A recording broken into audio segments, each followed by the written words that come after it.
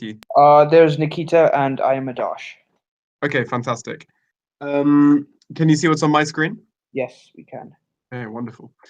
And the live stream has started, I assume? Yes, it has. Okay, cool. How did you guys find this paper? It went pretty well for me, except for, I think, 2 or 3 questions. Okay, and those are the ones that you identified? Yes. Fantastic. How did you find it, Nikita? How are you doing? Oh, sorry. Those ones were from a different past paper. Oh, okay. Yeah. Well, we'll go through those as well then. Nikita, how are you doing? I think this, like, I have a problem. Yeah. It's I did another paper. okay. Why? I think this, is it like a second week? No, this is sprint 3, week 1. Sprint 7. Okay. Yeah. Okay. Well, feel it's kind of messed up everything. That's why probably I did another one.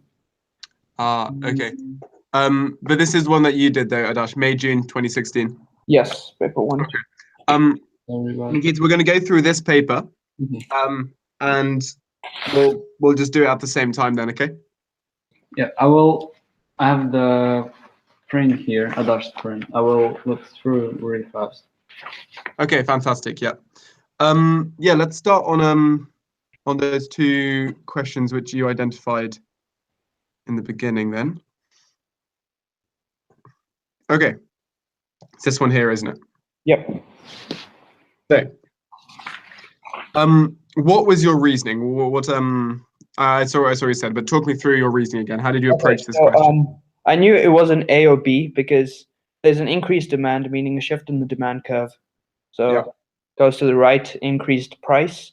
So that eliminates A and B. Then so size of car fleet it's just gonna stay at increased. So price of weekday rentals, I am not sure why it is either. Okay, cool. Why it would decrease and not just stay at the same price?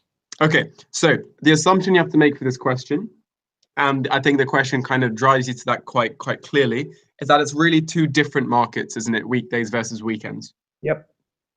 So if we smash this down on some graphs, let's make a new one for this new sprint. Cool. Let's just do our basic generic demand and supply. Let's do it for weekends first. Increase. What is likely to result from an increase in demand for car rentals? So that is during the weekend. Yep. So we have our supply, we have our demand. Yep. And then demand increases. Okay. Yep. And we see this price rise, and this is what happens in like the short run, right? Yeah. What would you expect the company to do if demand for its cars is increasing? Increase the price. Increase the price. Absolutely right. That's what I meant. Yeah, increase the price, and would also possibly see some increase in supply as well, right? Yeah. And if it's at capacity, then it's going to want to be buying more cars to increase its car fleet. And if it's a relatively competitive market, then we're definitely going to see increases in the size of the car fleet. Why? I mean, there's no you could say, oh, if I make the assumption that the company already has excess capacity and has enough cars to handle the new tourists, then yeah, nothing will change. But usually we can kind of assume, especially in these more simple multiple choice questions, that most companies are probably operating somewhere near their PPF. So they're operating near full capacity. So if there's massive increase in demand, that's not what I want. If there's massive increase in demand for something, then they're likely to increase their supply and likely to, build more, buy more cars. Okay? Yeah. So the size of the car fleet increases. That you recognized, right? Yes. So that's either C or D. Okay. But we know that it's a separate market for weekdays and weekend. So if we're doing weekdays now, right? Has demand changed? Nope. But what has happened to supply? It has increased. Makes sense. Supply's increased. And what happens when supply increases? Prices fall. The prices fall. Do you see? Yep. No, that makes sense. I forgot to take that back into the other. Yeah. Makes sense. Because it's the same fleet of cars, right? Yeah. Yeah. Wonderful. Okay, let's go to the next one. Yeah, so Nikita, are you following this as well, or are you looking through the past paper at the moment? I'm looking through the past paper. Okay, yeah, you keep doing that then. Okay, cool. What will cause a deterioration in a country's terms of trade? What are a company's terms of trade? The average price of the export divided by the average price of the import multiplied by 100. Very good. So, what this basically means, so we have average price of exports on top, don't we? Yep. So that means if the prices of exports are rising faster than the prices of imports, it's improving. Yeah. Okay. A rise in the exchange rate, obvious. If our currency is worth more, then that's going to mean that the goods that we sell to other countries, exports are going to become more valuable, imports are going to become less valuable. Yep. Yeah. A rise in incomes abroad. Why do you think? Then they're able to afford more items, so they'll buy more exports. Okay. How's that going to affect prices? Because they can afford more, it kind of cause demand pull inflation. Very good. Yep. So yeah, very good. Our exports might increase, or alternatively, the price of our imports might decrease. Oh wait, no. Would it? No, it wouldn't. But the exports would definitely increase. Yeah. So we can say that export prices would probably increase. Yeah. But import prices might increase as well, right? Yeah. Because a rise in imports abroad is going to mean that, a rise in incomes abroad is going to mean that they become richer, maybe higher inflation, they're, building more stuff, all that kind of stuff. They're spending more, which means it's going to mean that their goods are more expensive. So basically, they both go up. So it's not going to deteriorate, not definitely going to deteriorate, or definitely going to improve in terms of trade. Okay. A fall in the price of its imports. Lower average price of imports, then lower denominator, so it improves. Very good. Now, a fall in its inflation rate. What is the inflation rate? Inflation rate is the change, like the change of the inflation from year to year. Yeah, you're right. So it's not. Yeah, it's not the change of inflation year. What do we define inflation as? If we're defining inflation. The general rise in the price levels. Yeah, exactly. It's a sustained rise in the average price level. Yep. So yeah, what's going to happen to the price of exports if there's a sustained rise in the average price level? It's going to increase. Increase, right? And what about the imports? What's going to happen to them? What's going to happen to the price of imports? It would decrease. Relatively, right? Yeah. But we're saying a fall in the inflation rate. So relatively, goods that we're importing and become relatively more expensive. Yeah. That the denominator is rising, numerator is falling, so we have a deterioration. Makes sense, yeah. Cool.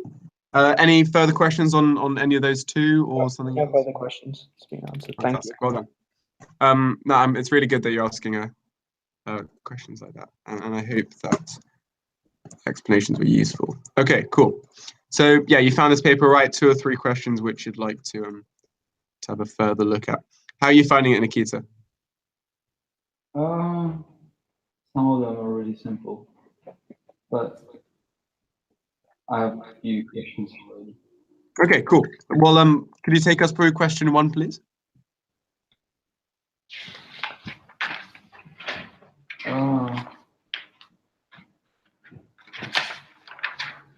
This one, right? Yeah, worldwide shortage of oil. I brought the wrong paper down. Oh, which have you done this one? Previous one. You've been looking at the wrong. What is this? I'm sorry. That's all right. Do you want to go grab the correct paper, or can you see it on here? I've done like 8 questions from here. Oh, I've done 2 okay. on papers now. Cool. Yay.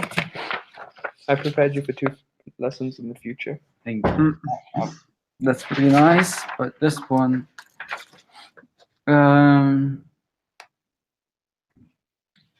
worldwide shortage of oil. The diagram shows the consumption and oil P12.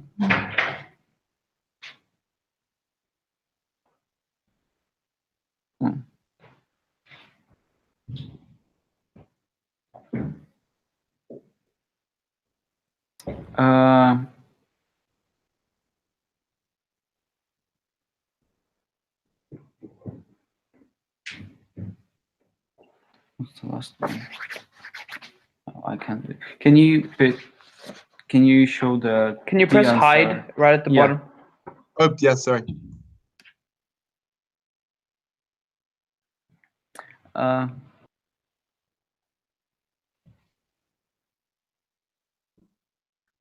I think that probably answer is C. Okay, so 0 opportunity cost, is that true? Question A. No. No, it's No. not. Is Japan self-sufficient? No, there's no production. Yep. Rationing the only solution to oil shortage in the US? No, importing. Importing. And C, there is no shortage of oil. I think this is a really bad question because if they're exporting everything, there could still be a shortage of oil. Yeah. But Yeah. it's the best answer, right? Yep. Yeah. Cool. Yep. Oh yeah, you're correct. Boom. Okay. What is necessary for effective specialization? Take me through this, Adarsh. I actually don't know. Okay, what is specialization about? It's kind of when you focus your production on a certain product to experience economies of scale. Close, very close, very close. So, it's specialization. We're actually talking about in the short run usually, and in the short run we don't see economies of scale. We see increasing returns to scale. So low opportunity cost, the one they produce, like the one with the lowest opportunity cost. Yeah, I mean, so yes, so specialization is as you say, it's when you focus in on one thing and you get really good at that, and it's usually accompanied by the division of labor, right? Mm-hmm. So in a company, you divide up all the labor and then you specialize what you're good at. So which of these is necessary for it to work properly? A system of trade protection? No. Probably not, right? Yeah. Do you need a production possibility curve? No, that's just a diagram. I assume they mean the actual fact that you have to make a decision between producing 2 goods. Don't think so. No. What about a barter system? No, you don't need a barter system. A medium of exchange? Yeah, I'd go for that. Okay. It's better than a barter system. Okay, so a medium of exchange is something like money, right, or gold. Yeah. So let's say you lived in a society which didn't have a medium of exchange and used barter. Yeah. Could you still specialize if there was only barter? You could still specialize, yes. So is it necessary for, why would you say it'd be necessary for effective specialization?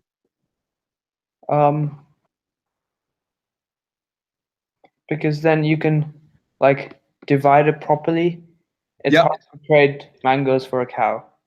Yeah, why is that? Why is it hard to trade mangoes for a cow? Because maybe I only want half a cow. Yeah, exactly. And so there's this thing called the coincidence of wants, right? Yeah. Have you heard of this idea? Yeah. So if you specialize, you only make mangoes, and that person only makes cows, and you happen to want the other thing, well, then you'd better be very lucky that they just so happen to want the thing you're producing in the right quantity at the right time, right? So that's why medium exchange is necessary for effective specialization. Okay? Okay. Just fancy wording. The change from WX to YZ. Okay. Nikita, what do you think could have caused this shift? I put them close. What good?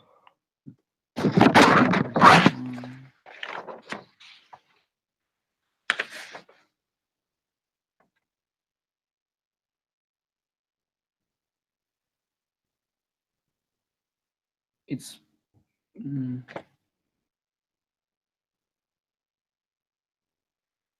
it B or D, but Why do you think B could be a possibility?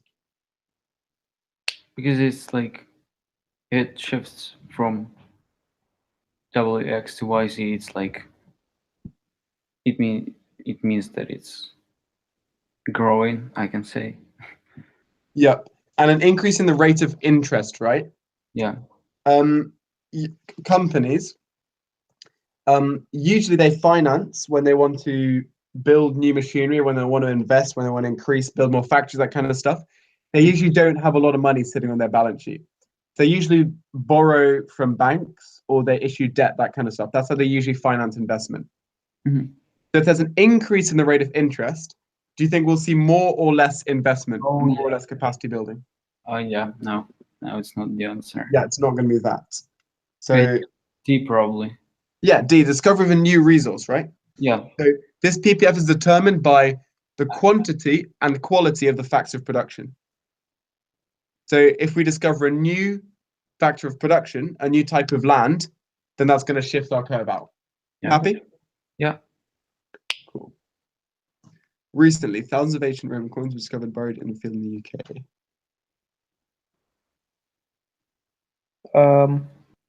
I would say C, a store of value. Why? Because they were discovered later on, so a medium of exchange is not purchasing them. So if you want to buy them, that means that they have to be valuable. And it's not some sort of credit system, so it wouldn't be B. D is not, they're not measuring the value of two different products.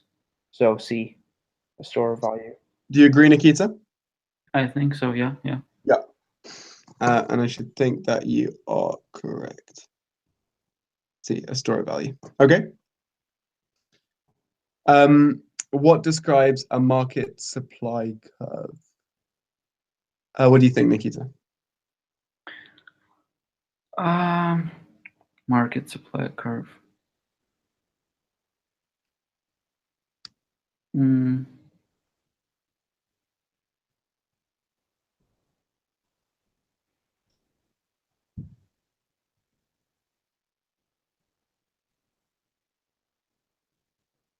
So what two types of supply curves do we often talk about? In macro, we talk about aggregate supply, right? Yeah.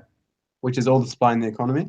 A market supply curve is just the supply of one type of good. So when you draw those demand supply diagrams, that's a market supply curve. So which one do you think it could be? Is it C?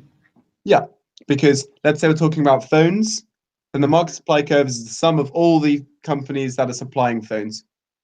Just like the market demand curve is the sum of all the consumers who want phones, right? Mm-hmm. Cool. Happy with that, Adarsh, as well? Yep. What did you think about this one? Okay. Demand for the new cars. What could change? So it wouldn't be an increase in the price of new cars. It wouldn't have caused a shift. Yes, you're right. Increase in real disposable income. No, it would have shifted to the right. Very good. D, increase in the price of train travel. Because they're substitutes, it would have shifted to the right. So B would be my answer. Because then they have less like disposable income.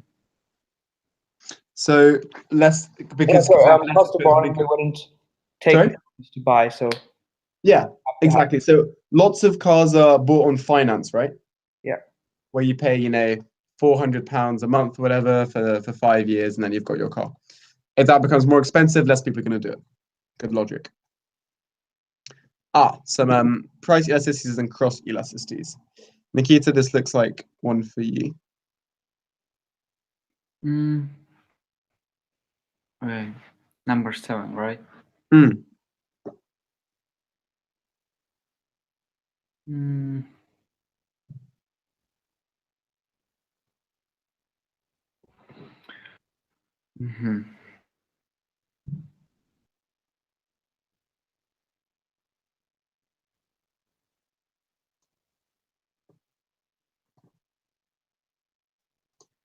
Oh.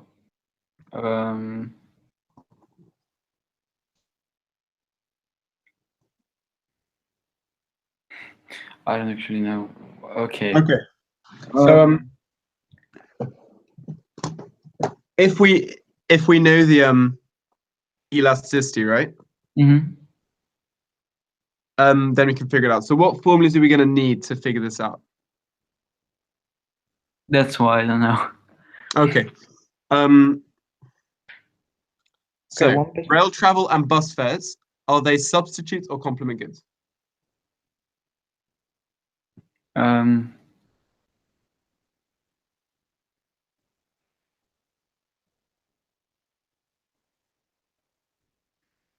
don't know. Okay, so let's elasticity with respect to the price of rail travel. So let's look. Bus travel versus rail travel. This means elasticity with respect to the price of. So this means, what's the formula for cross elasticity of demand? That's what these are. The formula is... Isn't it the same as PED, but then the prices of the other product? Yeah, so cross elasticity demand is, what's the full formula?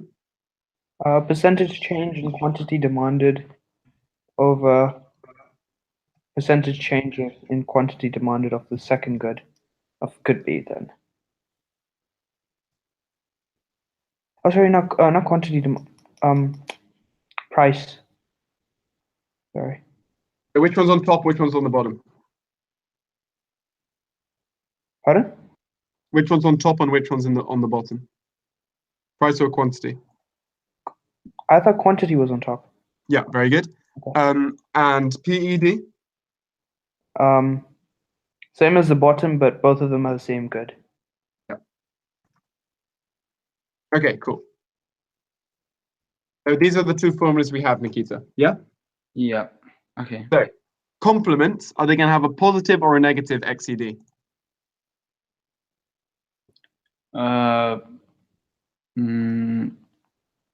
Positive?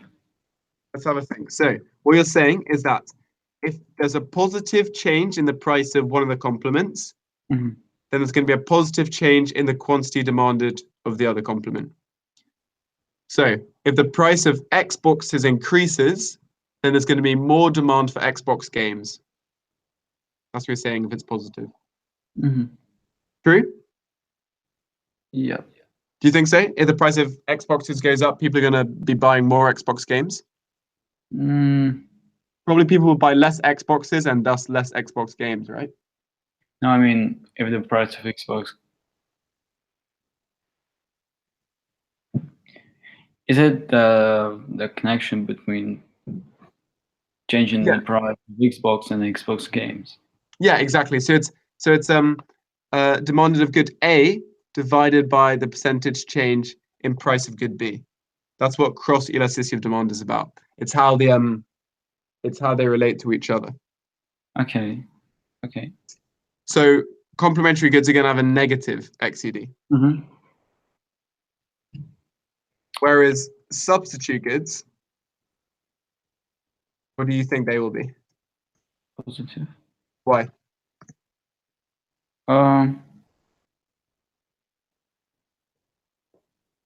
Because it's price,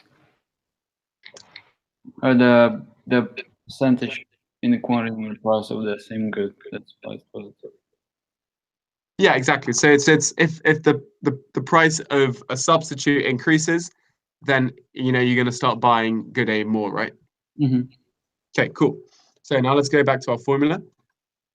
The question here, we see that the relationship between rail travel and bus travel is plus 0.13. So are they complements or substitutes?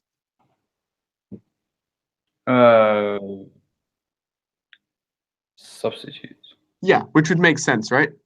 Mm-hmm. Okay, cool. Now, which one of these 4 elasticities we're going to need to figure out the change in quantity of rail travel resulting from a 1% increase in bus fares? Which of these 4 figures are we going to be using? Left down one. Yeah, plus 0.16, right? So now we have our formula. Let's move this. It's a little bit like that, so you can see it at the same time. Okay, so we have our formula, cost excess of demand, which equals plus 0.16. We can times that by 0.01, and then we can find out the percentage change in quantity for good A, right? Mm-hmm. So, do you have a calculator to hand? No, I don't have a phone. Yeah, I don't have. Yeah, I have a calculator now. Okay, please do the maths. I should take 0.16 and divide it on 0.0. Change in volume resulting from 1% increase in bus fares, right? The elasticity of rail with respect to bus travel. 1% change in this means 0.16. Yeah. So then I would say A. Absolutely right. I'm just doing Okay. it on the top of my head. Yeah. Is that correct? That is absolutely correct. Okay. Odd answers. Do you understand how he did it, Nikita? Yeah, but Yeah. there is no any other answers. Which Oh, yeah, that's true as well. Yeah. You can probably the moment you see that, you can probably identify straight away it's that one. Yeah. So that's a tiny percentage change, isn't it? But then again, the price change is quite small as well. Okay, cool. It has been estimated that bread has an income elasticity of minus 0.14. What is the formula for income elasticity?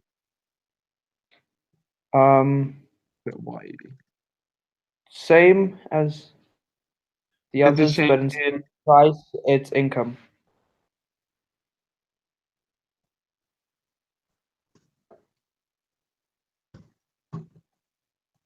Yep.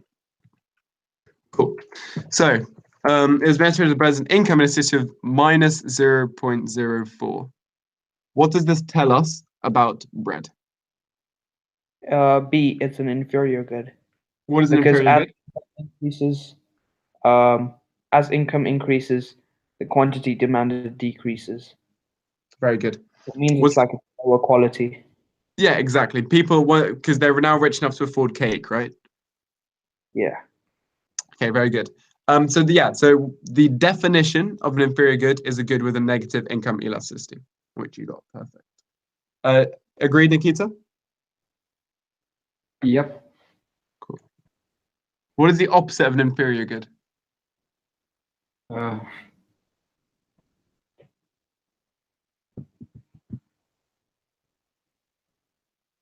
Any ideas?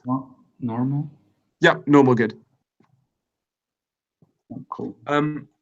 So what all different types of goods? So we have complementary goods, substitute goods. We have inferior, normal goods. What other types of goods do we have? Merit, demerit, public, private. Which one, sorry? Merit, demerit. How are merit and demerit defined? Public, private, and free, I guess you could also say. Yeah. How do you define a merit good? A good that is under consumed and underproduced in a free market due to imperfect knowledge. Perfect. What would we call a good with a elastic PED? There's one last distinction you can make. PED? Yep. I don't know. Elastic and elastic good. I don't know what you'd. call it? Oh, necessity and luxury. Versus Something. Wants, something luxuries. Yeah. luxuries, right? So luxuries, are they likely to have a elastic or inelastic PED? Luxuries, elastic. Necessity, Okay, elastic. absolutely right. And then there's two more types of goods, but they usually do not get asked because they're pretty rogue. But they are Veblen and Giffen. Heard of these guys? Nope. So these are special, and no one really knows if they actually exist. These are special because they have positive PEDs. What does that mean? As price increases. Oh, I've heard of as price increases, the quantity demand increases. Yeah. It's like when they kind of associate the price with the quality of that good. Yeah, exactly. So Veblen goods, often called snob goods, things like Rolexes or really expensive bottles of wine. Some people believe that actually some of their value is derived by the fact they're so expensive. So some people want them even more when they become more expensive.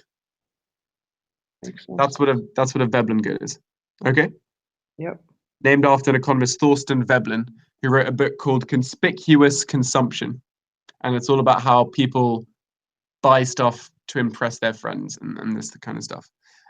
Giffen goods are very different. Any of you guys heard of Giffen goods? Nope. Might be able to associate, but haven't heard of it. So Giffen goods also positive PED, but for a very different reason. So this was a kind of an interesting phenomena which was noted during the Irish potato famine. Massive Irish potato famine. There was a huge deficit in the amount of potatoes, which was really staple food in Ireland around the time. And basically, the system worked that you would, with your income, you would buy some potatoes, and with anything you had left, you'd buy some meat. But during the Irish potato famine, the price of potatoes rose, which meant that people didn't have enough money left to buy meat. So with the little bit of extra money they had, they just bought more potatoes to substitute for those carbs because they were much cheaper carbs. And calories. So in times of sort of extreme economic events when there's sort of starvation and famine, that kind of thing, then sometimes we get very interesting things happening as well, where actually the quantity demand of potatoes goes up, even though their price is rising as well. Yeah? Mm-hmm. Cool. So 3 supply curves here. Nikita, talk me through this.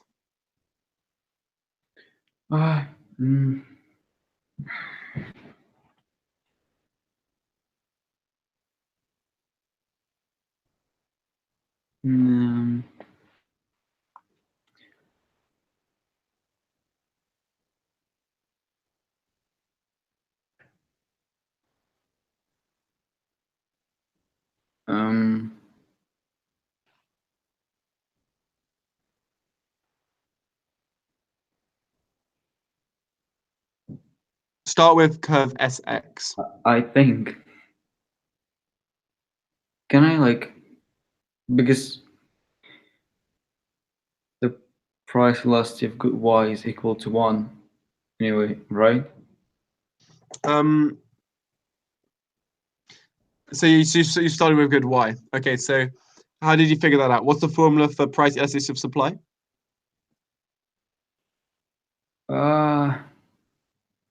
I can't remember, but I figured it out because it's like quantity is 10 and the price is 10. It means that because it's changed to 10. Yeah, they've both doubled, right? The price has doubled and the quantity supplied doubled. Yeah, that's why. So 100% over 100%. So the price elasticity of supply is going to be 1, right? Yeah. What about for good X? Good X, the price is higher and the amount of. How much is the price increase by? How much percent? How much percent? By what percent if the price rises from $5 to $10, what percentage change in price is that? 200. 200% change? Yeah. So not the total percent, we want the percentage change in price. Oh. No. What's the formula for percentage change? I can't remember. Okay. Formula is percentage change equals, what is it, Adarsh? New minus the original divided by the original times by 100 or something. Yeah. I don't times by 100 because, like, what is 0.1 as a percentage? 10%, right? Like, yeah. Quite obvious. Okay. So it started at 5 and now it's 10. Nikita, what is the percentage change? 10 minus 5 is 5. 5 divided by 5, 1. Yeah. So the percentage change is 100. 100%. Okay. Not 200%. Oh yeah, that's. I'm sorry. I'm so sorry. Yeah. Yeah, no worries. And the quantity supplied, what's percentage change for good X? It's the same formula, right? Yep, same formula. 2.5 divided by. Okay, wait. 2.5, right? Yeah. Divided by 5. No, so the original, what's the original? At a price of 5, the amount supplied is 25. 2.5. Yeah. At a price of 10, the amount supplied is 5. Yeah. So what's the percentage increase in quantity supplied? Oh, 2.5 divided by 5. Not by 5, it's by old, right? It's new minus old divided by old. So the new is 5, old is 2.5. 2.5 divided by 2.5. Yep. Yeah, it's fine. So 100% again, right? Yeah. So all three are doubling. Both of them are doubling. The price is doubled and the quantity supplied is doubled for all three curves. Yeah. So all three have a price elasticity equal to 1, a unitary price elasticity of supply. Yep. Okay, yeah. Okay. Do you see that now? Yeah, it's A. I mean, yeah. Awesome. 10. Fizzy drinks. Wow. Okay, what did you think, Adarsh? Okay, the advice might.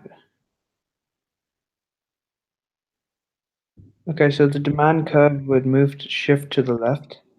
So that would be A or B, because the change is not in price, and because it's to the left, then there would be movement up the supply curve. Why up the supply curve? I'm just trying to visualize it. Boom, boom, boom. Demand shifted? It would be down. It would be down. Yeah, down the supply curve. Yeah. Yeah. Up the supply curve would mean increase in price or quantity. Cool. I think you're absolutely right. Well, you are.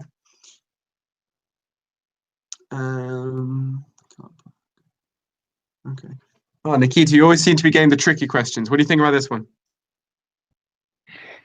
Okay, let me read it first. Yeah, sure.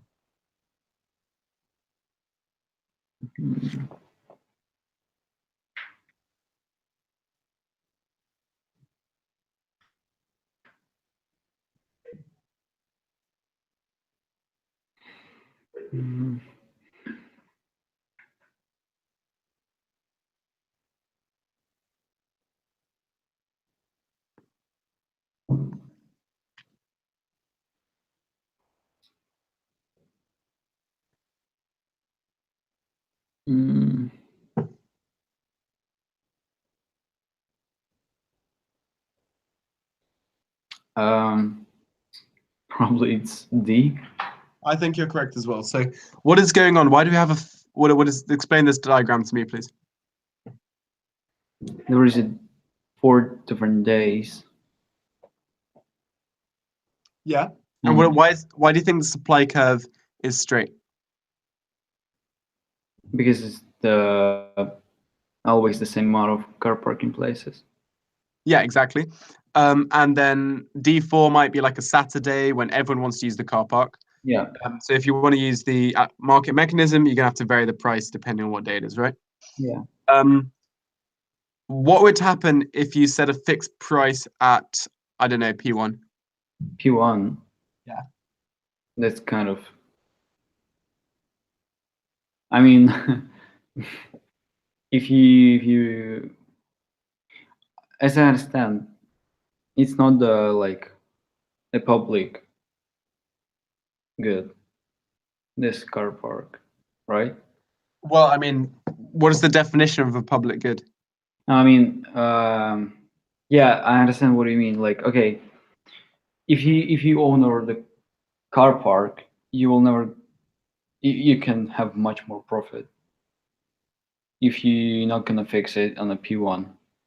Okay, but what would happen if you did? It will be full all the time.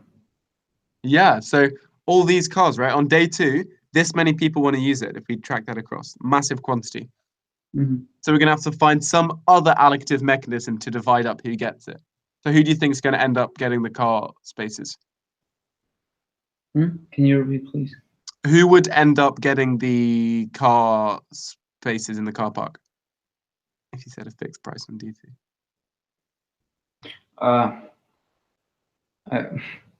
Probably just the people who got there first, right? Yeah. Or you'd have some kind of queuing system. Basically, like it'd be pretty inefficient. So it's better to have a varying price policy. Okay. Taxes. Adarsh, tell me about this. Okay, diagram shows a demand and supply curve for a good on which the government imposes a specific tax. What will be the result of this tax? So A, I'm going to come back to that. B, new demand curve parallel to D, that is false because it imposes a specific tax which would cause the supply curve to shift, not the demand curve. Yep. Price will rise by the full amount. That kind of goes with A. The quantity bought will fall proportionately to the tax rate. That is false because the curve is elastic. Because it's elastic, then it's A. Most of the incidence of the tax will fall on the producer. Very good. Yeah. And is it the elasticity of the supply curve or the demand curve which matters? Demand curve, sorry. The demand Very curve. good. What is a specific tax? It's a certain amount. It's a fixed amount on every good purchased. Very good. What's the opposite, or not the opposite? What is a different type of tax we sometimes see used? VAT, value-added tax. Yeah, that's percentage, right? Yeah. Very good. So how did the supply curves vary if it's a specific tax or a value tax? Have you thought about this? It would be more like the value-added tax would be more like a curve, because as the price gets higher, then the increase by the tax increases as well. If that makes sense. Yeah, kind of. Yeah. So basically, we simplify that a bit by drawing it like that. Whereas a specific tax would look like some fixed amount at each point, right? That would be parallel. Yeah. Very good. Cool. Do you agree with all this, Nikita? Yeah. Mm-hmm. Do you know how you measure do you know what the incidence is? No, I have this. I don't know how to explain. But you kind of, yeah, but you know what it is or not? I don't know the definition, but I haven't Yeah, it's basically who ends up actually paying the tax, right? Okay. Who ends up bearing the cost of the tax. Okay.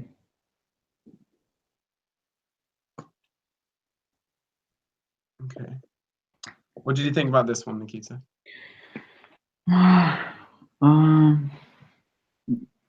What is consumer surplus? Consumer surplus. I can't remember. Do you know, Adosh? It's like the difference between what the maximum price they're willing to pay and then what do we call that price? They're paying right now. What do we call that maximum price they'd be willing to pay? I don't know. Reservation price. Okay, reservation price.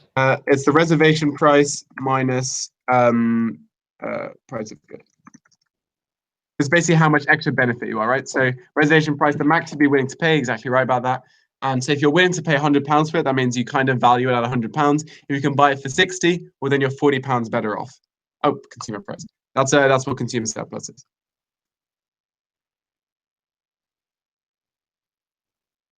And if that is consumer surplus, Nikita, what would be the answer to the question?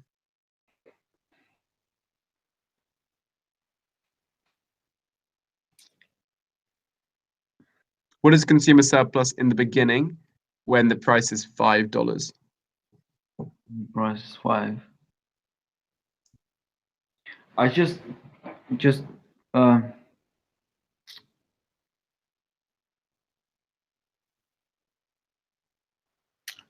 don't really see that. Okay, sure. So if the price is 5, yeah, and the quantity is, what is that, 12.5, right? Yeah. Mm-hmm.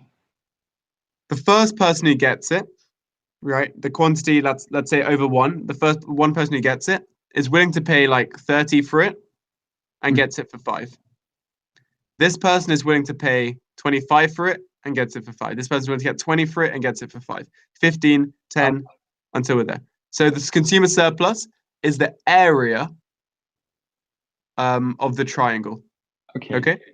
So what is the consumer surplus at a price of 5? 25 times 1. But you want the whole triangle. You want this triangle there. The whole triangle. Yeah. All these people. I thought it was 12.5 square.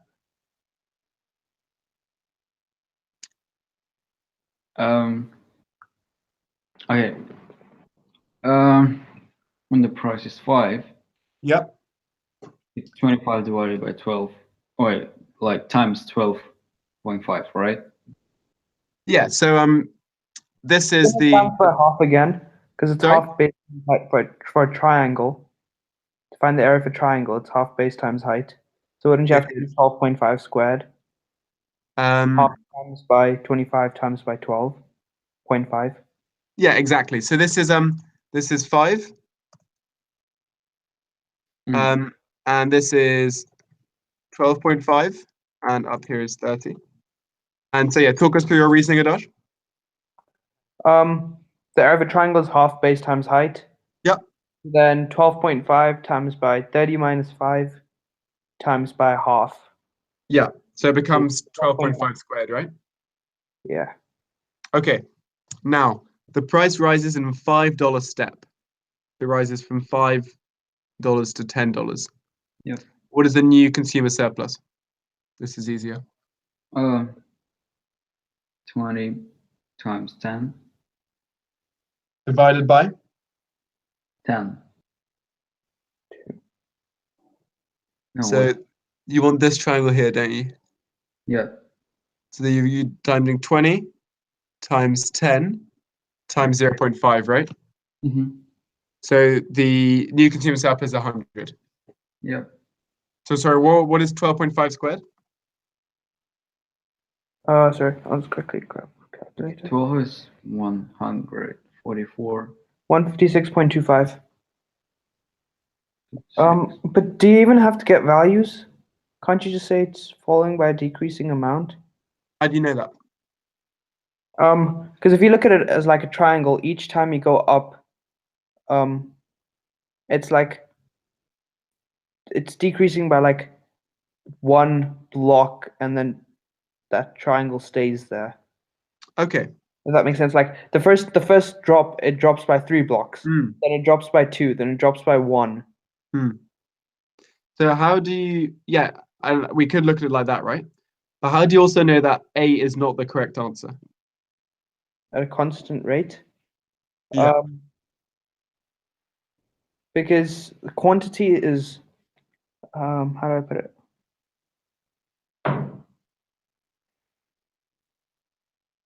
Half base times height.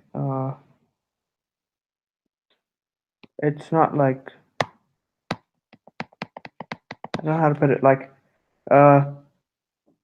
in my head, it kind of makes sense what I'm trying to say in terms of constant rate and the decreasing amount and stuff. But yeah, so we see it falling by a decreasing amount each time, right? yeah, The first time it falls by what, 56.25. I agree with that. But can you prove to me that it doesn't fall at a constant percentage with each $5 rise? okay, that's when we probably have to show So value. it's probably worth doing one more, right? Just to check. Yeah, okay. So let's do one more. Let's do so now it's 10 and it drops to 15. What is the new consumer surplus at 15? 15 Times.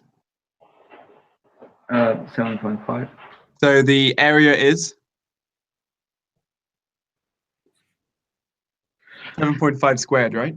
Yeah. Which is?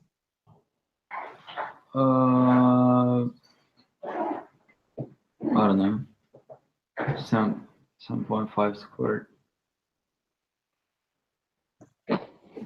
Just give me a moment, can you? 7.5 squared, 50 with something. 49 plus, should be around 56. Yeah. Some 56.25. Yeah. Yep. Okay. 56.25. Okay.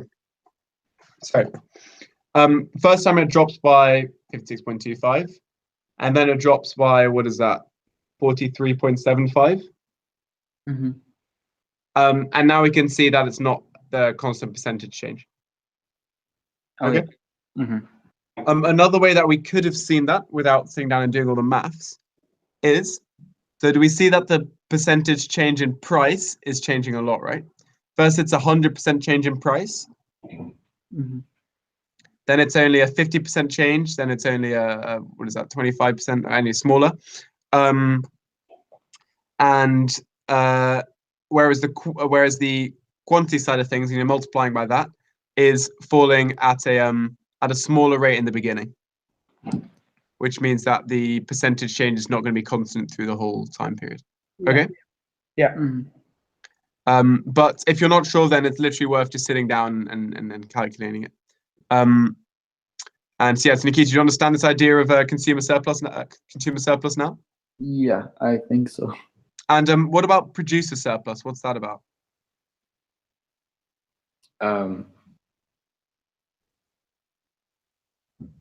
Take a wild guess.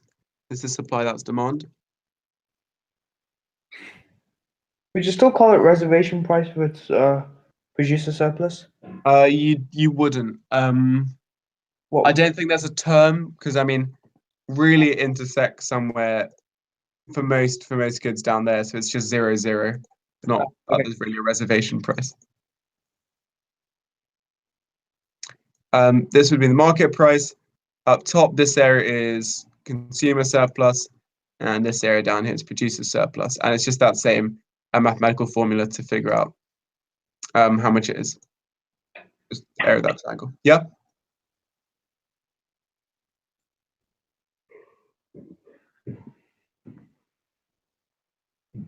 Okay, a maximum rent. Okay, what do we think about this? Okay, so long run consequences for maximum set below the current free market level. So if it's below, it means that there's excess demand, just because of how the curve is. So then I would say B. Yeah, a shortage of rented housing, right? Yeah.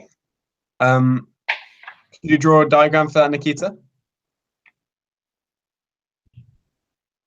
What do you think the diagram would look like? I don't know.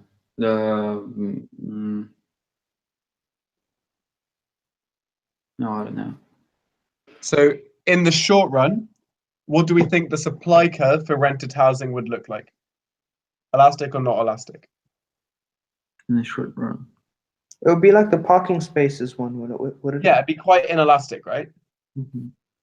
Because there is this much housing available. So basically, no matter what the price is, people are going to want to rent out these empty houses they've got. They're going to have some demand curve. Now we impose a minimum price like this. A maximum price like that, sorry. Then we can already see that there's less supply than there is demand, right? Mm-hmm. And what about in the long run? What do we think happens to the elasticity of the supply curve in the long run? Will be more elastic. More elastic, exactly right. Why would it be more elastic? Because it's the long run. Yeah, so people deciding whether or not to enter the housing market see that there's this maximum price on it, and might be like, actually, you know what? I'm not going to build more housing to rent because I can't increase my price anyway. So you could see in the long run, supply could fall even more than this gap there. Okay. Mm-hmm.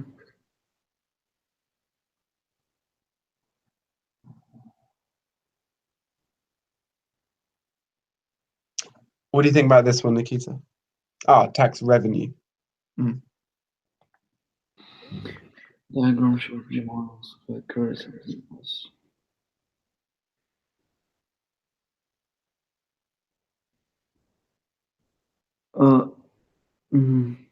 What is the formula for tax revenue?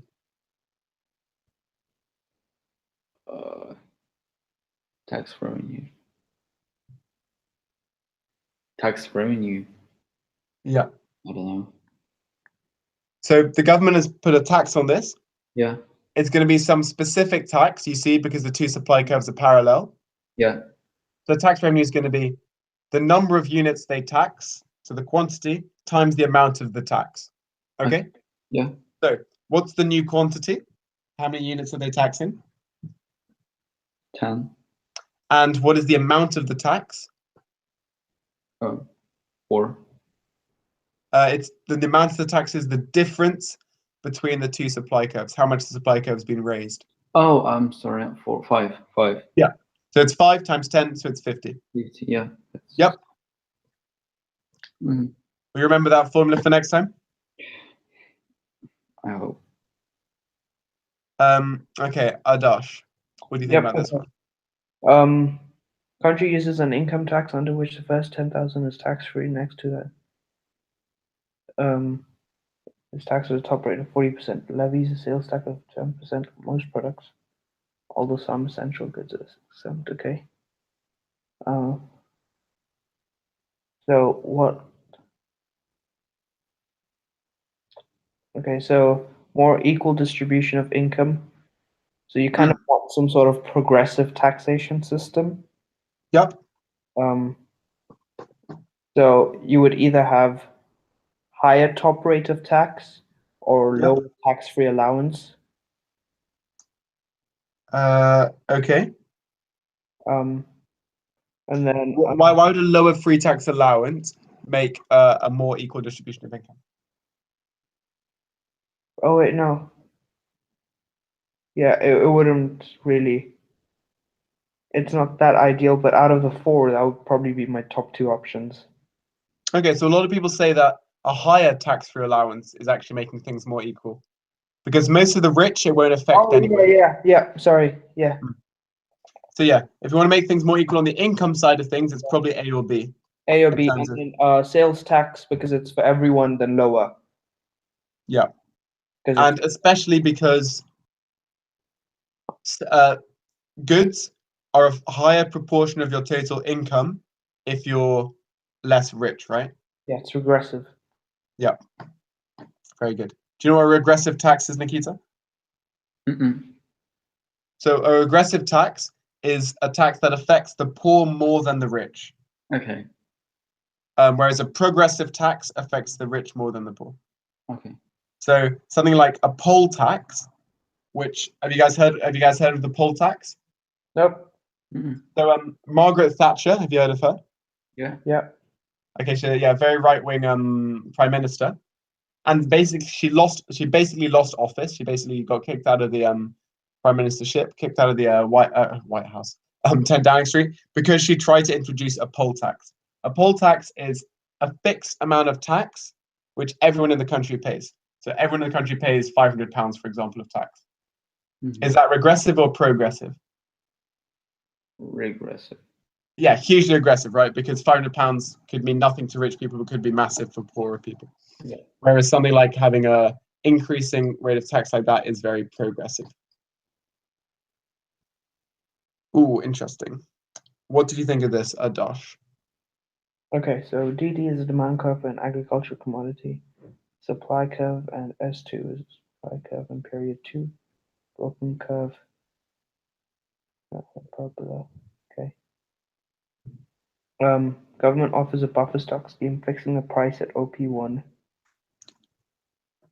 in period 1 and OP2 at period 2. Okay. How do output and farm revenue in period 2 compare with period 1? Okay, because so period 2 revenue would be, that is, the demand curve is elastic by the looks of it. Well, it depends what part of the demand curve. Up there, probably. Oh wait, no, it changed. Sorry, yeah. Wait, no. What is the dotted line? I'm sorry, I'm getting confused. The dotted line. I might not be relevant to what we are doing, but if you think about it like this, the dotted line is a unitary elastic demand curve, isn't it? Oh, so okay, so it helps me figure out which one is elastic and inelastic. Okay, so DD is elastic. So then is it throughout the whole curve? It's elastic. no, it's not elastic through the whole curve. Towards after S1 it is, like after it crosses that dotted line. Yeah, it's more elastic to the left or to the right? To the right. Okay. Unless I'm getting that wrong. Wait. No, it's more inelastic. Because that's where it drops more. Yeah. Inelastic on the right, elastic on the left. Yeah, that would make sense, right? Because here it's really steep and it's less steep here. Yeah. Okay. And then so output in S2 is lower than the output in S1. No, it's higher, sorry. Output is higher. So it would be A or B. And How do you know the output is higher? Because at any price point, S2 is further out. So Yep. so then it's A or B, and then farm revenue would be the same. How do we know this? Because both of them,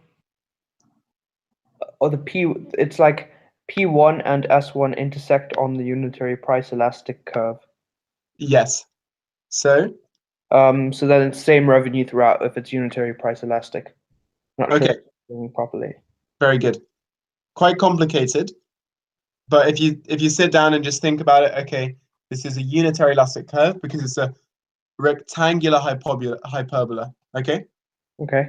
That's what a curve would look like. Then we see both of them are on the point, and we know that revenue is constant on one of these curves.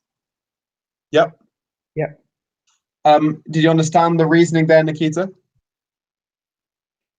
I think so. Okay. So yeah, you understand how revenue changes between elastic and inelastic goods, right? Mm-hmm. Yeah. So we know that it's on the curve for both points, so therefore it's a constant revenue. Okay, what do you think about this one, Nikita?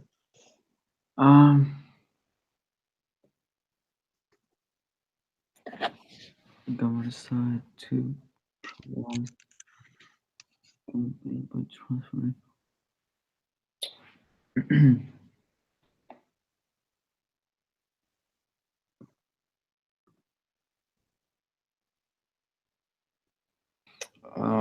You know what privatization is? Yeah. Okay. Yeah. Good.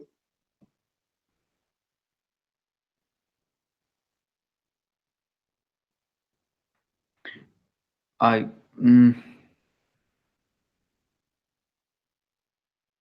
What is the incentive? Incentive. Yeah. So an incentive is something which encourages you to do something. So like, do this for me and I'll give you a chocolate. Yeah, exactly. Every question you get right, I'll give you £5. That kind of thing. Ooh. Okay. Can we actually do that? I wish. I don't actually know. I guess it's maybe B. Okay, so let's have a look. So Okay. you're privatizing a nationalized company, right? Yeah. Is that going to increase the amount of innovation? I don't think so. Because it's managers and workers, there's no entrepreneur necessarily. So I wouldn't think so. Yeah, exactly. And if the government wants more innovation, it could just tell them to innovate more, right? Yeah. Would it increase the scale of production? Would it mean that they build more? No. They won't have as much capital. Yeah, they might actually have less capital, right? Okay, what about the level of competition? I mean, like, if they will privatize it, But maybe it's not the right answer. So I find it C would be, because privatizing maybe level of competition, but then if it's because they specify directly to managers and workers, I would say C. Why. yeah, so basically, if you're a worker in this company and suddenly it's privatized, so you own the company, you own a stake in the company, then the better the company does, the more money you get, right? Because you own the shares. So you're going to be incentivized to work harder because you're thinking, if I work hard, my company does well, then I'm going to earn some of that money. Yep. Yeah. Increasing the level of competition. So privatizing it doesn't change the number of firms, doesn't add any competition, doesn't do any of that stuff, right? Oh, could you say that the government is inefficient at producing it, therefore it's selling it, hoping that it becomes more efficient? Yeah, so it becomes more efficient, sorry, or yeah, that's kind of how one of the major things that they say. Usually private firms are more efficient because of the profit motive. So you could make an argument that, for example, the government is mismanaging this company, not doing it very efficiently. So therefore, there might be other companies competing in the market with the government, right? You can't really compete with the government very well because the government can just throw more money at it and undercut your price. Yeah. Even if you're acting very efficiently. So by privatizing it, that would encourage more competition. Is that the kind of line you're thinking about? Yeah. Okay. Yeah, but I think the best answer is increasing incentives because giving workers part of the share of the company is always a good way to do that. Do you know of any companies which do this? That do where the ownership is managed by is owned by the workers and managers? I don't know of any company. So the John Lewis, have you heard of John Lewis? No. Or Waitrose? Yep. I've heard of Waitrose, but I have no clue what it is. Okay. Before. It's like a fancy supermarket.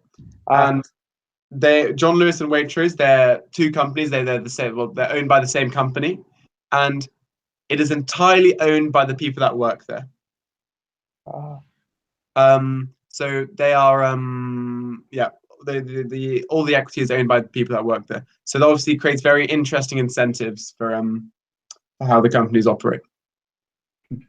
What might be some issues with that, with having managers and workers own the company? There's a lot of transition time between, like, when you first join and things, because you'd be practically owning a bit of a company. Yeah, it's quite complicated. Probably has the legal framework. Yeah, that's that, and it's going to be hard. People wouldn't want to expand because then their shares kind of get diluted, their ownership stuff. Yeah, they might not want to expand, and also private companies, if they want to, build a couple more Waitroses around London or whatever, then they might issue some more shares, go to the equity markets, and as you say, dilute the ownership, that kind of stuff. Or they might ask their current equity holders to give them some more money. But do you think these workers will be funding investment into new shops and that kind of thing? Maybe not, right? Yeah, no, they won't be. Okay.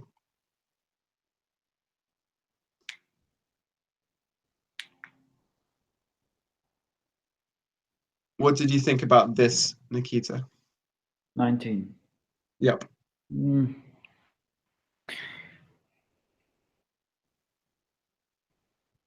Mm.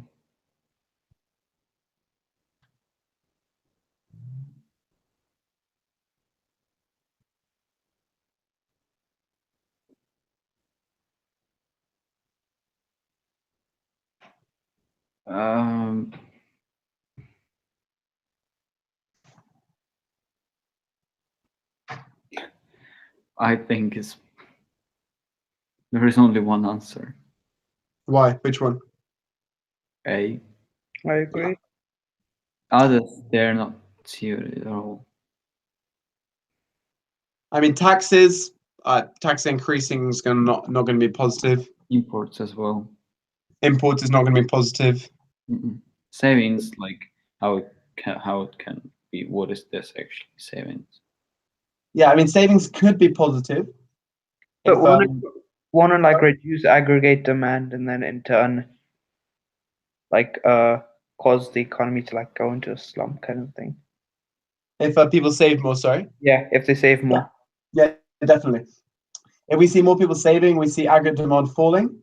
Yeah. But we could see a long-run aggregate supply increasing because savings fund investment. Okay, so on a producer basis as well. Yeah. But our company is going to be investing a lot into future increasing their capacity if people are spending less and less. No. So it's, two sides to that argument. But clearly, exports increasing. Why would we see exports increasing?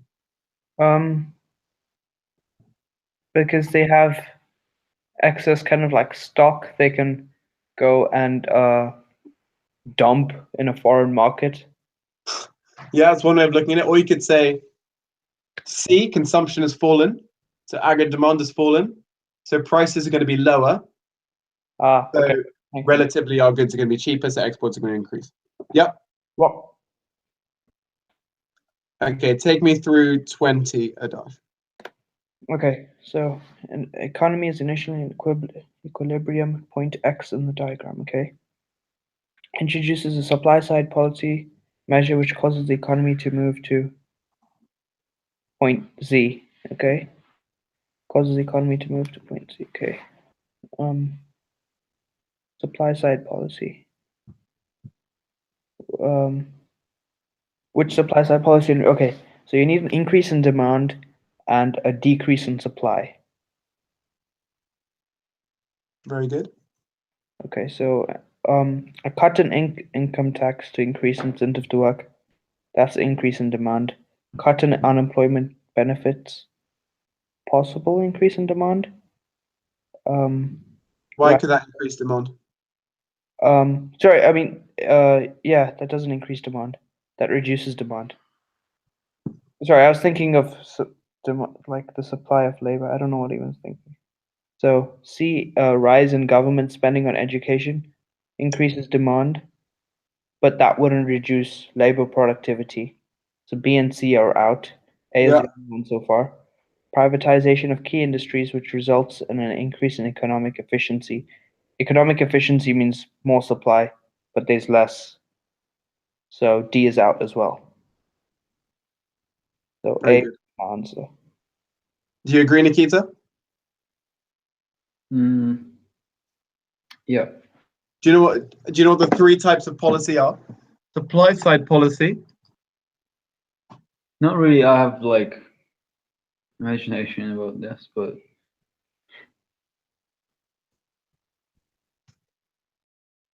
idea what the other two might be? supply side policy. Have you heard of these two? Monetary policy. I heard about this one, but not about middle one. What about you, Adash? Yeah, I've heard of all three. Okay, monetary policy is setting interest rates, isn't it? Yeah, money supply. Yep, all the money supply stuff. What is fiscal policy about? Government expenditure and affecting demand and things like that. Government expenditure. What else? One really big thing apart from government expenditure. Interest rates. Sorry? No, not interest rates. Sorry. I don't know. Taxes. Yes, taxes. Taxes. Yeah, taxes. And the last one is supply side policy. So that's usually longer term stuff. Long term investment in order to increase the quantity or the quality of the factors of production. Okay? Yeah. That would be subsidies or like cuts. Sorry? So that would be like things like subsidies or cuts in corporate tax. Where would a cut in corporate tax be? A supply side policy or a fiscal policy? Interesting question. So I would say that it operates in the short term. So I'd say it's a fiscal policy. Okay. But you can argue it differently. Things like subsidies and I'd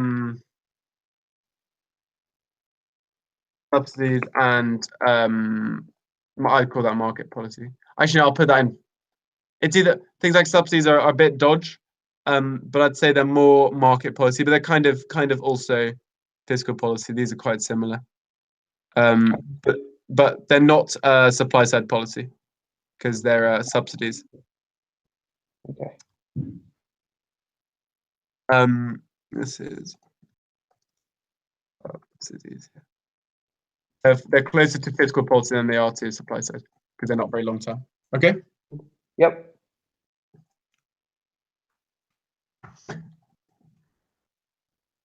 Nikita.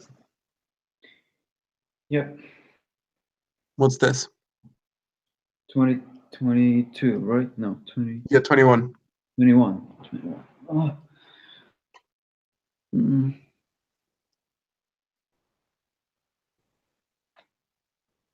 Country experienced an annual deflation rate of 2% for 4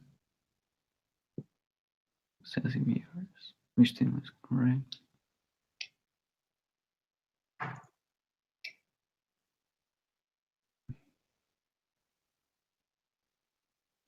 Oh.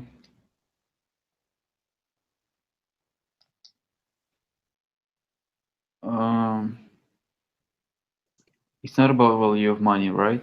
What is the real value of money? What do we mean by that? I don't know what they mean by real. Real versus real is with after it's been adjusted for inflation, and then normal is before. Yeah, so you're exactly right. So what this is saying is that the adjusted value of money fell by 8%. So ignoring inflation, the real value of money fell by 8%. Has the real value of money changed? No. I don't know where they get this information actually. Yeah, because so they're saying ignoring inflation, has the real value of money changed? We have no idea, do we? Yeah. Because it's just talking about deflation, inflation. So we have no idea if the real value has changed, okay? So we can scrap these two out immediately. Yeah. A or B? Which one do you think, Nikita? again, where they take this 8%, I would say that it's B only because we have no idea about how much percent. Yeah, so we know there's an annual deflation rate of 2% Yeah. for 4 successive years. Yeah. So if the prices are 100 in the beginning, what would they be after 4 years? Can you repeat, please?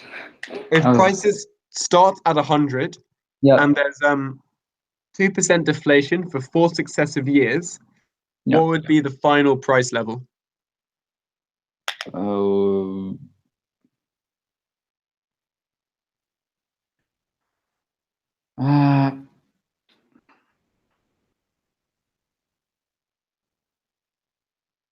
I have no idea, actually. I don't know how to calculate this.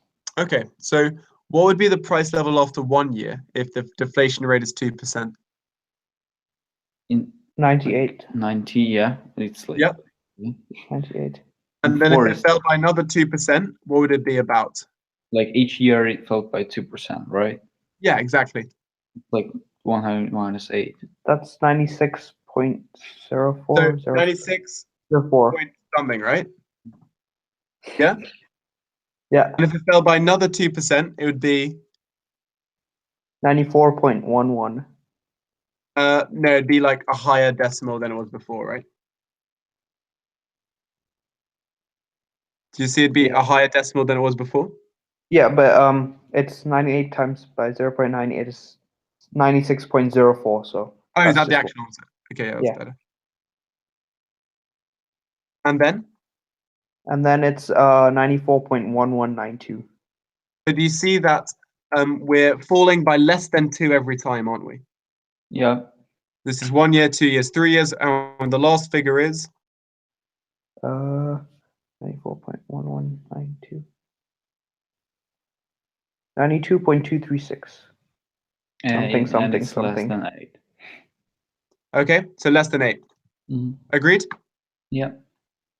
Cool. I get it only right, like only now. But now you understand, right? Yeah.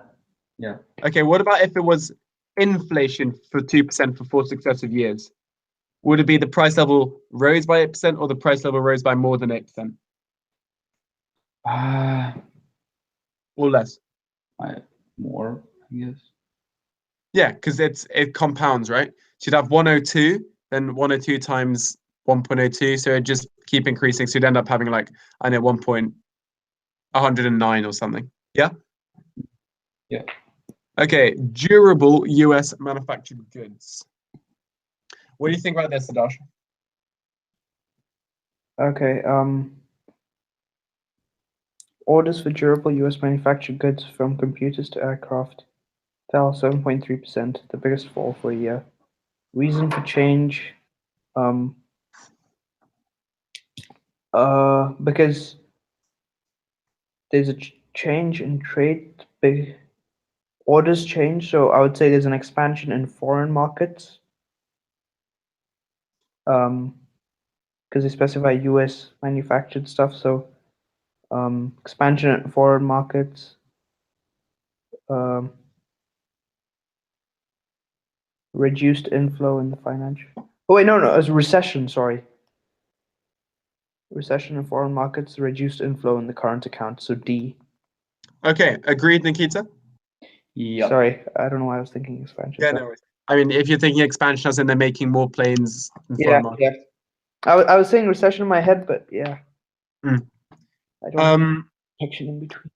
23. What do you think about this one, Nikita? This is the mathsy one. You like the mathsy ones? Maybe. Foreign exchange rates were recorded in the foreign exchange market. Within which range of values should £1 exchange for $1? Do you need a calculator? I don't think so. Okay.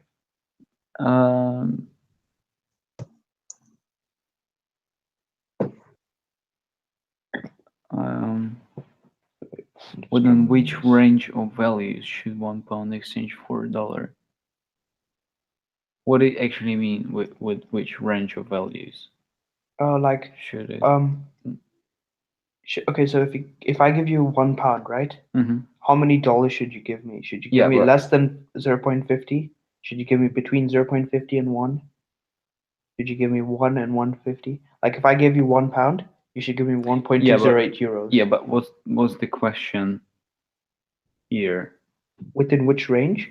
Yeah. So like you've got pound to euro. Yeah. You've got dollar to euro. You've got euro. Sorry, and then you've got euro to dollar. Oh yeah, but you need pound to. Just let me do it really quick. £1 is €1.20. 1 2. €1 it's $1.30. It's more than $1.50. Yep. So did you do 1.28 times 1.375? No, I just realized that £1 is 1.2 euros. Yep. And $1 to euro is 0.7.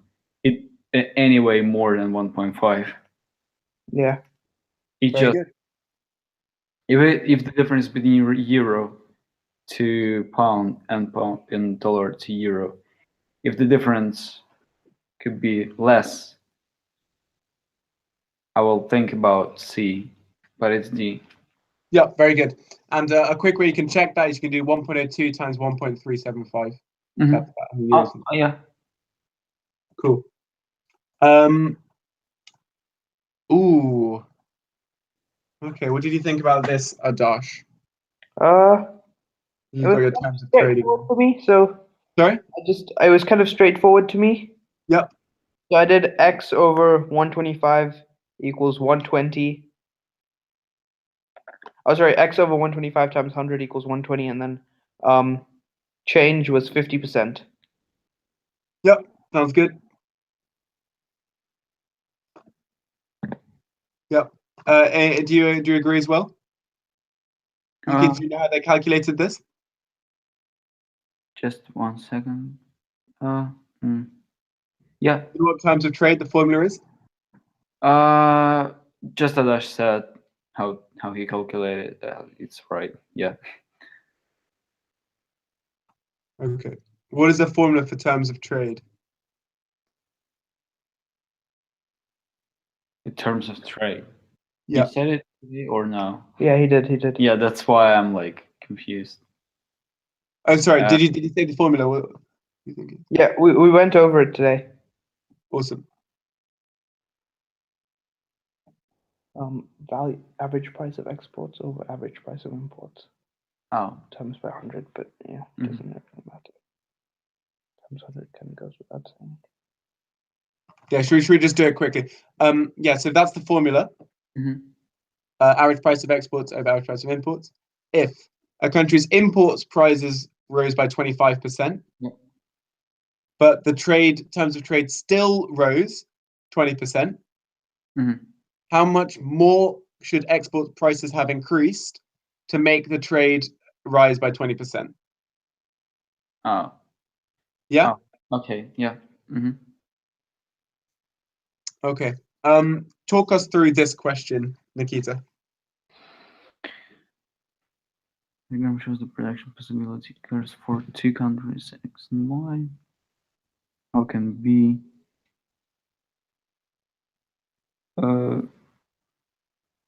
what is this word? Which one? What can be deduced? So what can you understand from the diagram? Okay, yeah. Thank you. I've never seen this word before. Yeah. Okay. Incentives and deduce. Two nice words you've learned today. Both countries can benefit from conflicts. Our opportunity cost.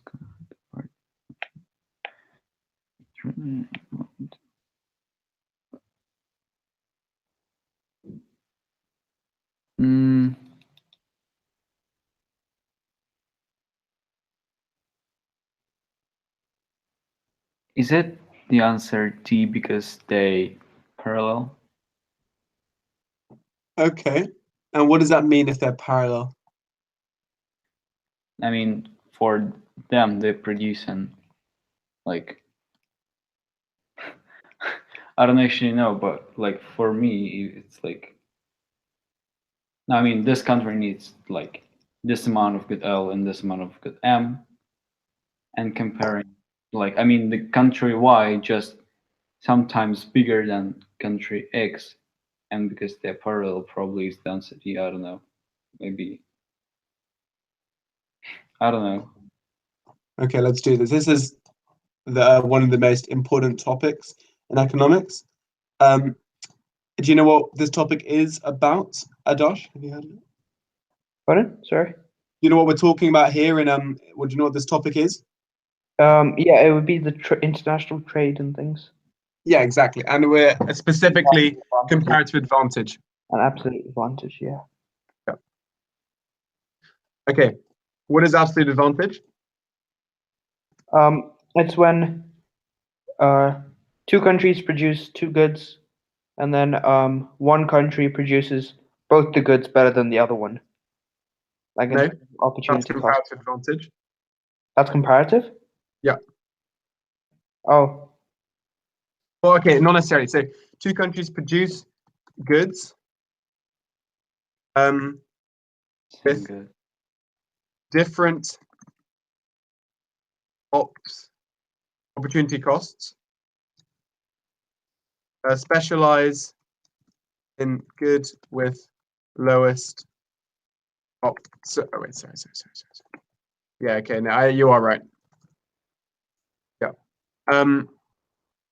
That's comparative advantage. Absolute advantage is countries specialize in goods at which they are more efficient. Okay. So if I draw you a PPF, and this is for, apples, and we have country A, country B. What should country A specialize in? Right, guys? A is black? Yeah. Okay. Wait, what? A is the black line, okay. A should specialize in apples.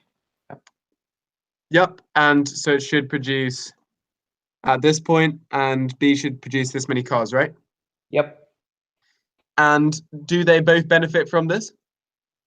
Yeah, they do. Yeah. What's the situation called where there is no trade? Do you guys know the word for this? Autarky.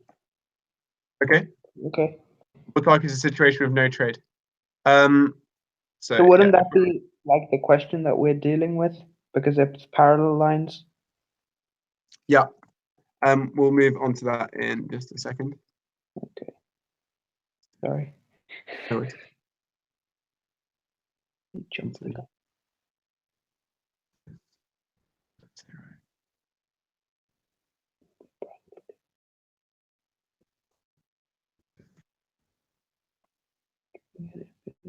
So in autarky,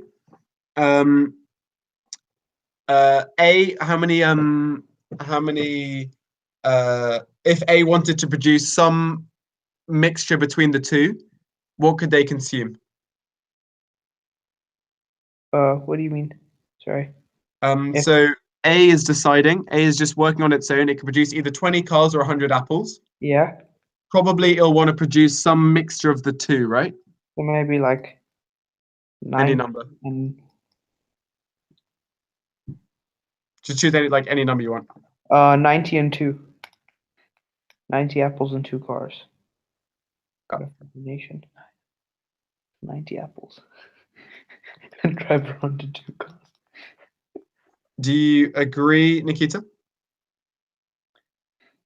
With 90 apples and Is it possible to produce that? it's possible.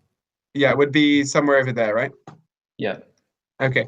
What about country B? Where does it want to produce? Utah. You decide this one. 2 and 90. 2 and 90. No, I mean, it can maximally only produce 80. Yeah, I can see now. Probably 60. Okay, 60 and 30. Is that possible? I don't know, maybe. No, Wait, no. Is it like, is it? You'll build half a car. Yeah, I know, but wait. Where is which one we're using now? Country B, right? We're using country B, the pink line. Pink line. Yep. It's here. Yeah. 80 apples or 50 cars? Wait, we can 80 apples or 50 cars? We can produce 60 apples and more cars, more than 50, right? Or less, or Less. still. This is a PPF, so you have to be below the line. You have to be inside the line. Like 40 then? I don't know. Okay, so 40 and 60 is somewhere over here. That's probably not inside the line, right? Mm-hmm.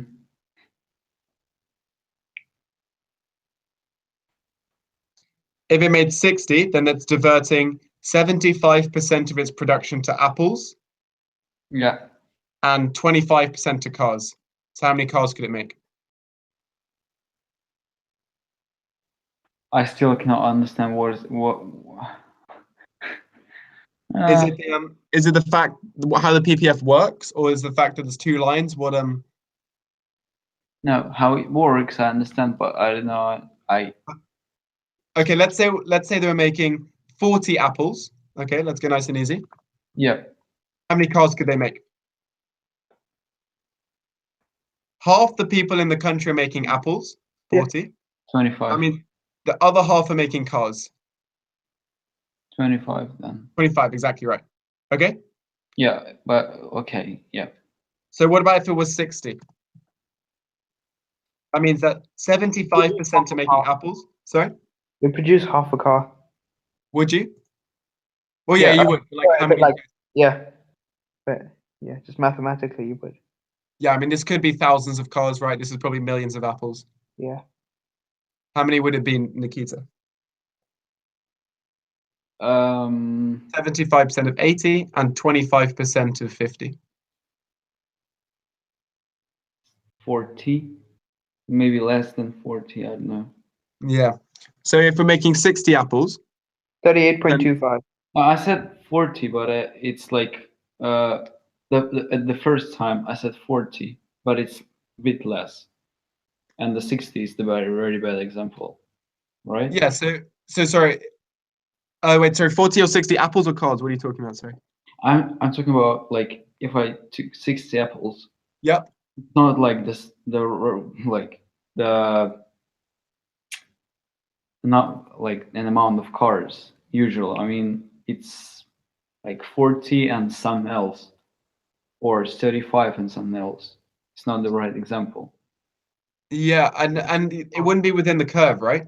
If you're making 60 apples and 40 cars would be somewhere over here. Yeah, yeah. But so what would be the correct answer if we're making 60 apples? How many cars? 38. 38? Yeah. But that's still like somewhere over here, right? So we know we're using 75% of our resources to make apples. How do we know that? Because we're making 60 apples when our max is 80, right? So 75% of our resources are going into apples, which leaves 25% to go into cars. The maximum amount of cars we can make is 50, which means that a quarter of the maximum is how many cars we can make. So what is that?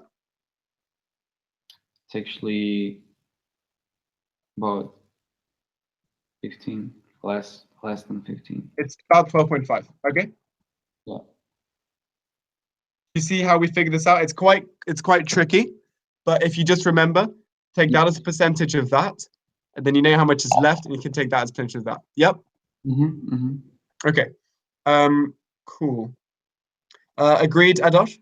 Yep. Cool. what assumption are we making with these PPFs? The transport cost is like 0 or almost like What's the non-existent. transport cost? Like when you trying to trade, you got to transport the apples from. Oh wait, no, sorry, that's during trade. That Yeah. the things that the factors of production are perfectly mobile. Yeah. What does that mean? Welding machines can be used to harvest apples. Exactly right. That's very unrealistic. So what is a more realistic shape of our curves? It'll Something be like like that, right? Yeah. yeah. These are better shapes because the closer we get to apples, the less apples we're actually making. Mhm. Cool. This is autarky. Yep. Let's do the same thing now if they specialize. Oh, we don't want that box.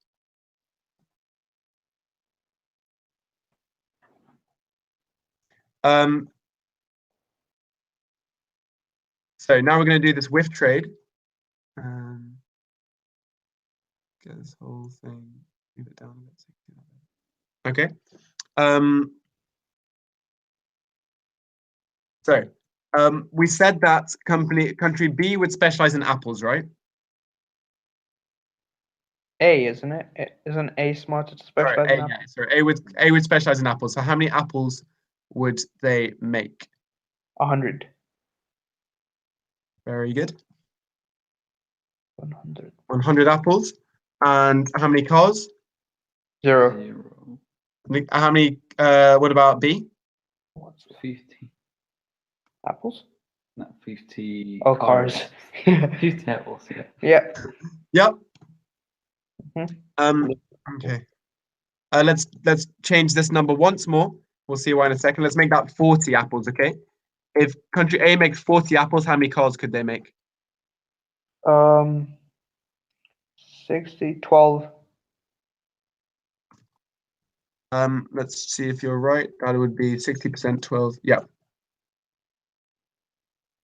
Okay, so now in autarky, how many apples are made in total? 100. And how many apples are made with trade? 100. But how many cars are made in autarky? 24.5. Whereas with trade? 50, sorry. 50, more right? than double. More than double. So when the countries trade, you can end up with a situation where there is far more in total. So they could trade and they could split these apples. Actually, yeah, let's figure out how they split these apples. Let's say the exchange rate for apples, 5 apples for a car. Does that sound fair? Sounds fair to me. So how many apples would country B get? 5 apples for a car. Yep. 50? No, wait, no. Yeah, 50. Yeah, let's say they got 50 apples. How many cars would they have to give? 10. 10. So they both have 50 apples each, and country 10. Oh, or you could say 40 and 12. That leaves A in the same position as before. Yep. Which means that only B will be input. Why is only B winning? Because it has that comparative advantage in terms of the value of apples to cars.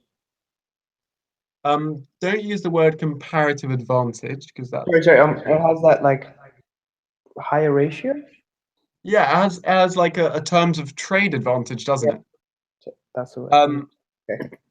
So let's say it was so country B is really benefiting here, right? What if we were 4 apples per car? Who would benefit then?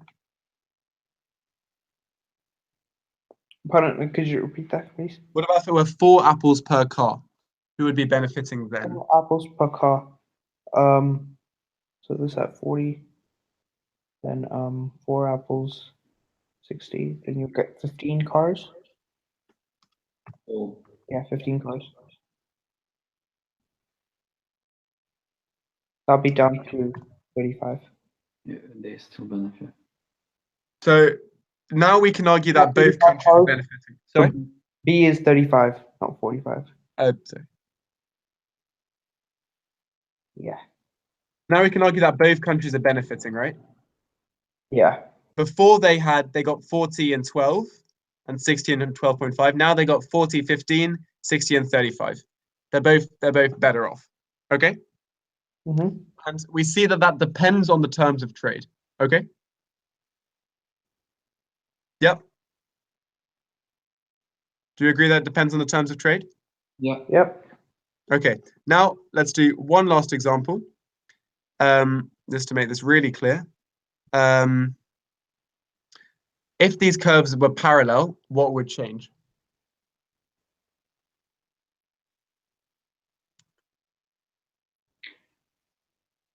Why would things be different? I would say there is no trade. It would say?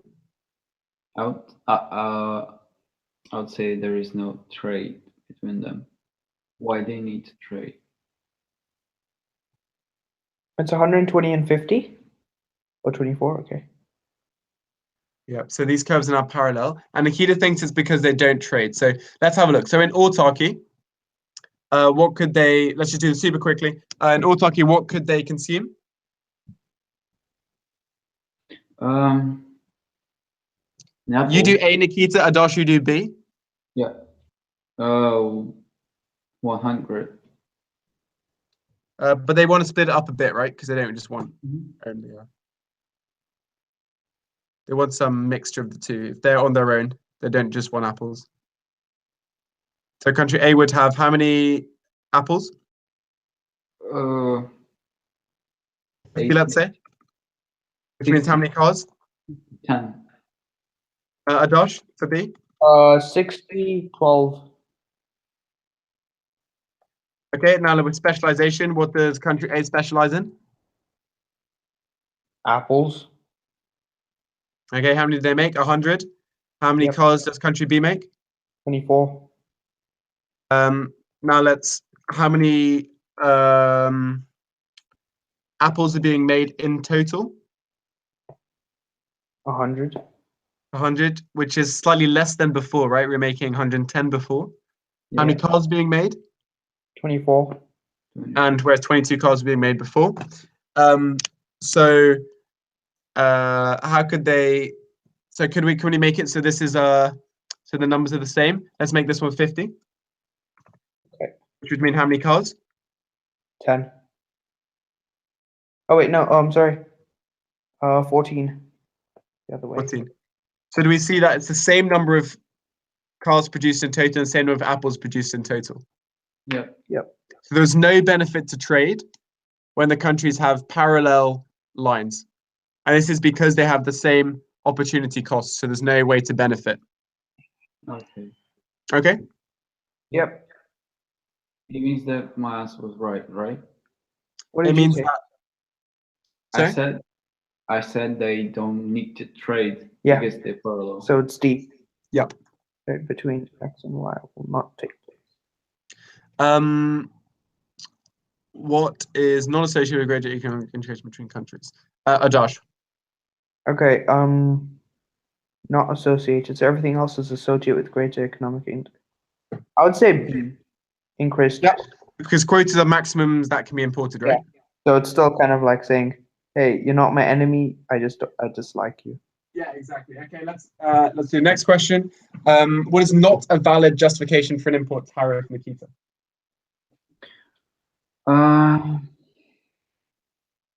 Not valid or justification for import tariff.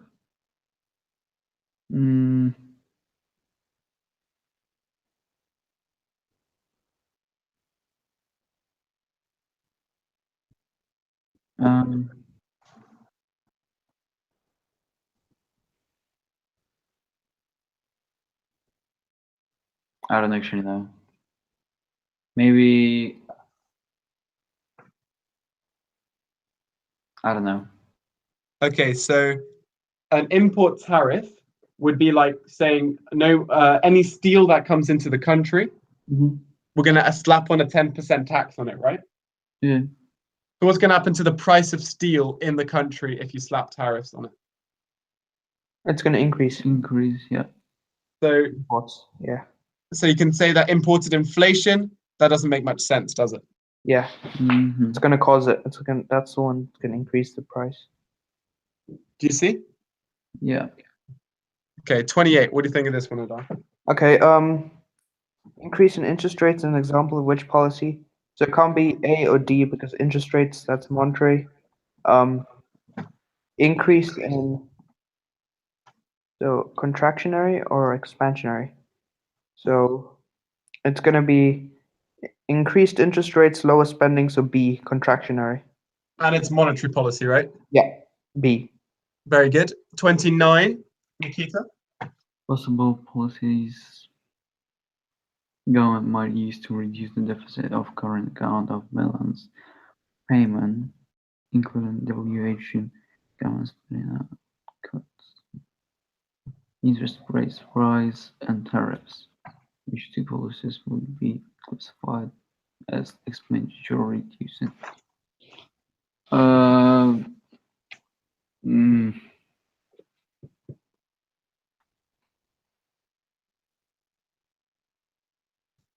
It's not D, right? No, probably not. Expenditure reducing, okay.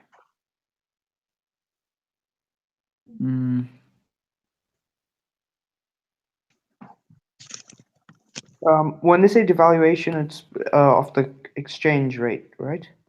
Yeah. Okay, cool. Got my answer. Maybe it's I don't know. It's not C, right? Not C, no. It's B then. Yeah. Yeah. And see, by elimination, you can see that interest rate rising means people are going to have less money to spend. Mm-hmm. And government spending cuts obviously means that's going to reduce expenditure as well, right? Mm-hmm. Yep. Last question, 30. What did you think, Adar? Okay, intention of reducing the rate of inflation, greater deficit on the balance of payments. Okay, reducing rate of inflation, I would say A, because if it has higher foreign exchange rates, then the value of imports is, then the cost of purchasing imports reduces, Yep. therefore preventing imported inflation. Yep. And that means that people import more and the exports become less competitive. Yeah, absolutely right. Rationing. Okay. So, hey, Yeah, very good, guys. How did you find it? I liked it. Yeah, some trickier questions like that, like this one, was quite interesting. But yeah, I thought it was quite a good paper. You guys did well. You're picking up a lot of stuff. Okay. Cool. Yeah. Keep up it. Keep at it. Yeah, and Nikita, make sure you've done the paper for next time because it'll really benefit you in terms of. Yeah, You should do the right one as well. Yeah. I did the wrong paper. Oh man. Okay, so you're both kind of making up as you went along. Well, Yeah. well done, guys. See you next week. Bye-bye. See you. Bye. Stop the broadcast.